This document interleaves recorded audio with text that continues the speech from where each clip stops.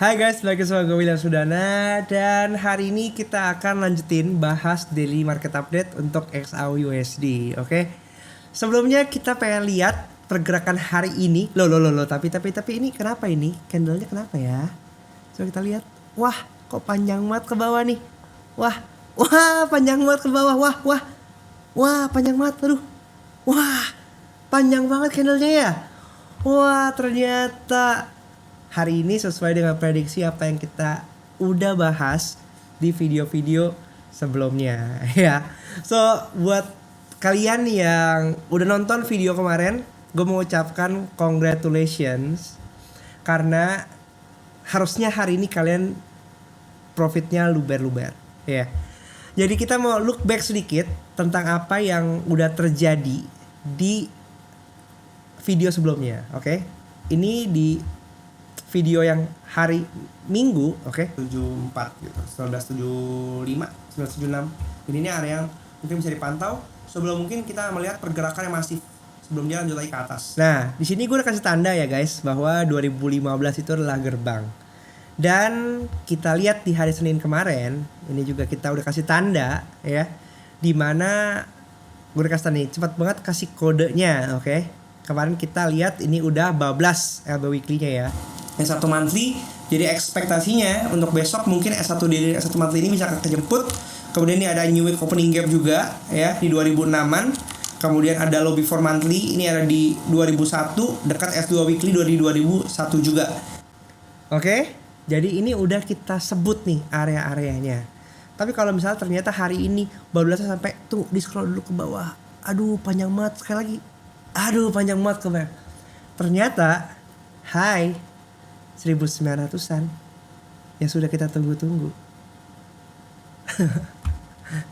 Ya itu aja sih. Ya jadi hari ini masif banget, CPI memberikan pergerakan yang sangat masif ya. Ini di pivot weekly kita ngeliat tadi hari ini memang kalau kalian perhatiin mungkin ada yang panik gitu. Wah, daily-nya udah anomali up nih kayak gitu. Tapi ternyata memang seperti yang udah kita perkirakan, ini area liquidity di sini ya.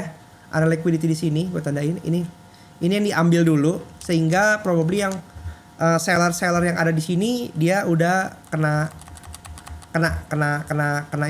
mental lah ya. Di sini seller di sini udah kena mental lah. Tapi di sini kita ngelihat bahwa ternyata memang cuma batas sampai di pivot weekly aja dan setelah itu lanjut ke bawah gitu ya. Dan ini nggak ada ampun guys. Ketika 2015 di break dia langsung bablas. Mungkin ekspektasi gue di awal adalah kita making sure bahwa area 2015 ini di close dulu ya, mungkin dia sampai S1 monthly dulu dia parkir, kemudian besok berlanjut lagi. Ternyata enggak dikasih. Kita langsung dibablas ini dari 2030 sampai 1991 kayak gitu. Dan ini pergerakan yang sangat-sangat masif gitu. Kalau kita ngelihat LDR-nya kan sebenarnya hari Jumat ya, tapi nggak ada pergerakan macam-macam. Kemarin juga cukup slow, ya oke lah pergerakannya. Hari ini yang dibabat benar-benar CPI-nya nggak kasih ampun, karena pun angkanya luar biasa kuat buat USD.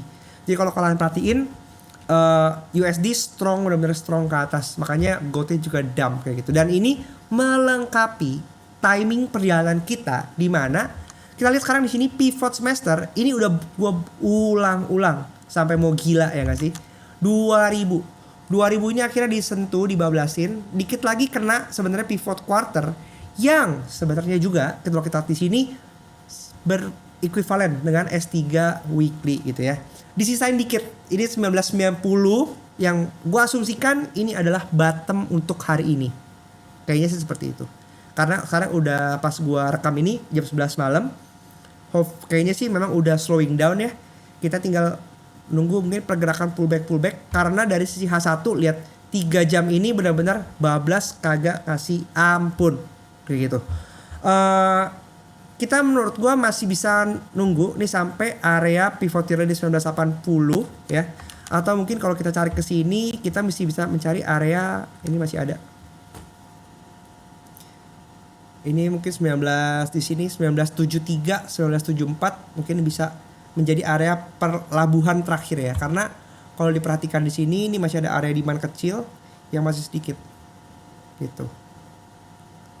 Ini dari sini dikit nih, nah, sini gitu. Jadi 1978 Dan kalau misalnya kita benar-benar mau scroll juga, untuk RPS besok udah jelas ini fix. Kita akan bermain di area 19xx sampai paling enggak pivot yearly-nya kejemput gitu. Jadi kalau kemarin banyak yang ngomong, analis halus salah, analis halus salah, analis halus salah. Well, it's just about time. Ya. Setiap time frame akan membentuk high and low-nya. Kalau sekarang kita ngelihat kita ini ada di sebenarnya masih di timing untuk Februari. Ya berarti masih di timing busurnya Februari month yang harusnya ke atas. Tetapi karena didorong oleh timing busur quarter yang sebenarnya juga bisa jadi habis besok atau di tanggal 15 karena juga pertengahan bulan ya gitu. Jadi kita bisa ngelihat ya area-area ini krusial, pivot yearly ini mungkin akan menjadi area patuhan ke atas lagi gitu. Karena kalau misalnya kita perhatikan ini H1-nya juga udah strong break of structure kalau kita ngikutin smart money concept. Tapi kalau kita ngikutin Koptah ya ini kita area kita di sini di pivot yearly, pivot quarter. Menurut gue sih itu kita bisa pantau dulu daerah situ, kita lihat dulu reaksinya seperti apa, ya kan.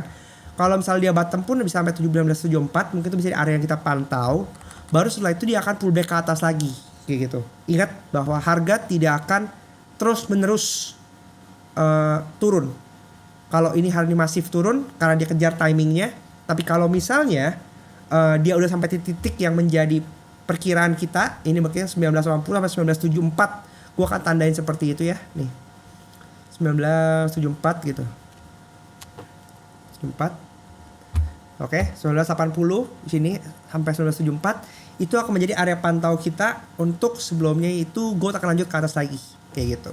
Jadi perhatikan area-area ini, jangan terlalu FOMO. Dan buat kalian yang mungkin udah hari ini udah cuan kotos-kotos, karena ini gede banget ya 2030 sampai 1900 berarti 400 pip, kalian bisa tutup laptop, ya kan, bersyukur. Dan jangan lupa bahwa kesempatan itu ada gitu. Jadi kalau misalnya hari ini kita udah dapat banyak uang ya nggak apa-apa, itu disyukuri aja gitu. Ingat timing, ingat batas-batasnya, ingat kapan dia timingnya juga berubah lagi. Itu yang akan menjaga kita. Dan yang paling penting adalah jangan sembarangan pakai lot size-nya. Oke?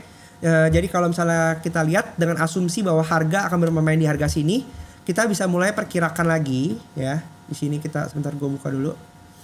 Hari ini udah mencapai 1998 bahkan sampai S4. Hari ini udah S4 daily ya. Ini kalau gue bongkar sampai S4-nya nih. Ini udah ketutup S4 daily-nya 1992. Dan probably menurut gue sih udah cukup pergerakan hari ini.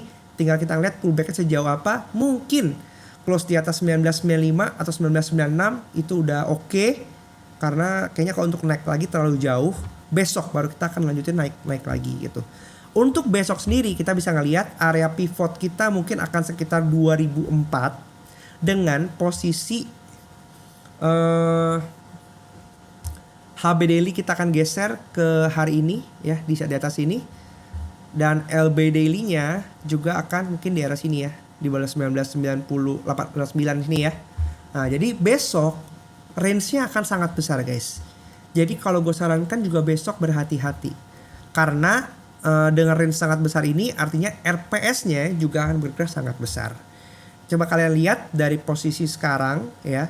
Kalau misalnya 1996 dia naik ke pivot aja itu udah mungkin sekitar 100 pip. Oke. Kalau dia bawa lagi ke R1 daily yang ada 2019 itu bisa nyampe 200 pip. Jadi jaga kalian gitu. Jangan terlalu terburu-buru, santai dulu aja gitu. Kita lihat nanti besok di Eropa pencapaian busurnya seperti apa. Kemudian apakah dia mau target lagi. Kalau kita lihat area LB daily 1989, kita lihat area S1-nya ada 1978. Jadi ada confluence dengan apa yang kita mappingin. Berarti dekat-dekat pivot yearly, kemudian juga ini area 1974 juga yang tadi gue lihat itu area demand juga. Jadi ini tengah-tengah menjadi area yang bisa kita pantau untuk besok gitu. Oke? Dengan posisi sekarang weekly yang sudah ada di area S2 weekly, dekat-dekat S3 weekly. S4 weekly mana ya? Sebentar gue cek dulu ya. S4 weekly itu ada di S4 weekly ada 1973 juga. Jadi cocok banget nih guys. Ya, ini seperti ini S4 weekly 1973. Jadi kalau besok kita lihat ya, kalau besok dia masuk ke area sini, berarti probably jatahnya weekly udah kelar. Dan itu yang mesti menjadi perhatian kita. Jangan sampai kamu sell di area bawah di sini, karena ini akan jadi bencana. Karena weekly pasti akan pullback dulu ke atas, mungkin balik lagi ke area keseimbangannya, kayak gitu. Oke, jadi cukup video gua untuk hari ini. Semoga kita bisa belajar dari pengalaman kita ini, bahwa dengan kita menjadi trader yang mandiri, itu akan membuat kita punya kepuasan sendiri ketika kita profit. Tapi buat teman-teman yang ngerasa kayak, kenapa gue nggak buka copy trade? Karena bukan itu visinya gitu. Karena gue pengen kalian bisa memahami apa yang kalian lakukan. Pelan-pelan gak apa-apa, profitnya kecil-kecil gak apa-apa. Tapi yang paling penting, kalian bisa ngikutin dinamika market, pelan-pelan menikmati proses perjalanannya. Untung rugi itu biasa. Tapi ketika kalian udah mahir, kalian bisa menjadi trader yang independen dan gak harus bergantung lagi sama orang lain gitu. Oke? Jadi kalau kalian suka dengan video ini, silahkan di like, tonton video ini, kemudian bagiin ke teman-teman kalian ya. Kemudian juga komen kira-kira bagaimana perjalanan trading kalian di hari ini, dan di subscribe. Sampai jumpa di video selanjutnya. Bye guys.